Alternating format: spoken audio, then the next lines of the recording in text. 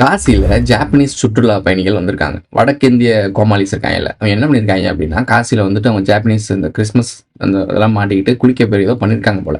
அது வந்து நீங்கள் அசுத்தப்படுத்திட்டீங்க, கு மன்னிப்பு கேளுங்கன்னு சொல்லிட்டு அந்த ஜாப்பனீஸ் டூரிஸ்ட்டை மன்னிப்பு கேட்க சொல்லி போகிறாங்க.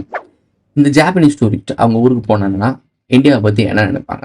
இந்தியாவில் கூட இந்த வாரணாசின்றது ரொம்ப முக்கியமானது, புனிதமான இடம்னு சொல்கிறீங்க. அதை அவங்க அசுத்தப்படுத்திட்டாங்களாம். எப்படி இந்த வாரணாசி அந்த தண்ணி அசுத்தப்படுத்திட்டாங்க அப்படி தானே? இறந்த மக்களை போடலாம், அங்கேயே குளிச்சுட்டு ட்ரெஸ் எல்லாம் கழட்டி போடலாம், மாலையை கழட்டி போடலாம். அது அசுத்தம் கிடையாது.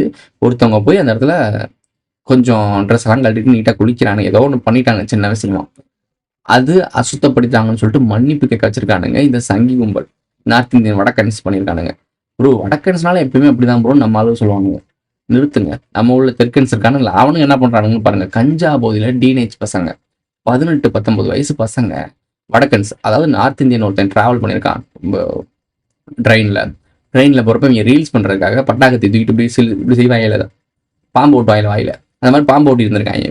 இவன் வந்து தடுத்தது கேட்டிருக்கேன், இப்படிலாம் பண்ணாத தம்பி அப்படின்னு கேட்டிருக்கான். ஏன்னா எவ்வளோ தான் கேட்பாங்க, பட்டாக்கத்தை வச்சுட்டு மூஞ்சி வச்சு ரீல்ஸ் பண்ணிட்டு இருக்கான்னா இவன் ரீல்ஸ் எடுக்கிறான்னு அவனுக்கு தெரியாது. மூஞ்சில் போட்டுச்சுன்னா அவன் குடும்பஸ்தனா இருப்பான், வீட்டில் பிள்ளை வெயிட் பண்ணிட்டு இருக்கும், சம்பாதிக்கா வந்து அடிப்படை கூலி வேலை பார்த்துட்டு இருக்கான், அவன் பயப்படாம செய்வான். கேட்டிருக்கான், தனியாக தூக்கிட்டு போய் சட்டு போட்டுன்னு வெட்டியிருக்காங்க இந்த பயவிலையை.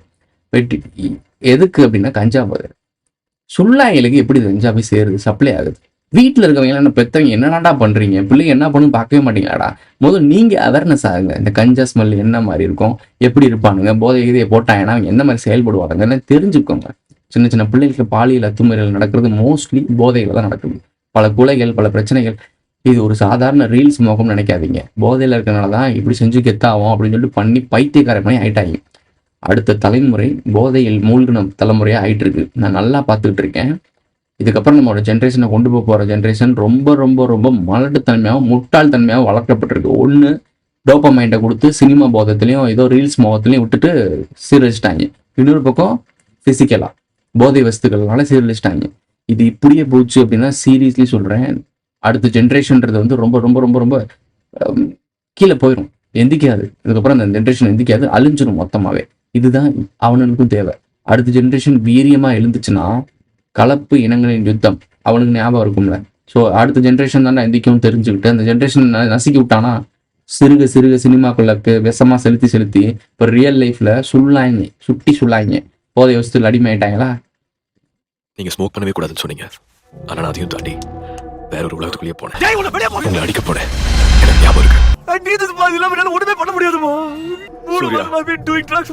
இதுதானே கூட போயிட்டு இருக்கு.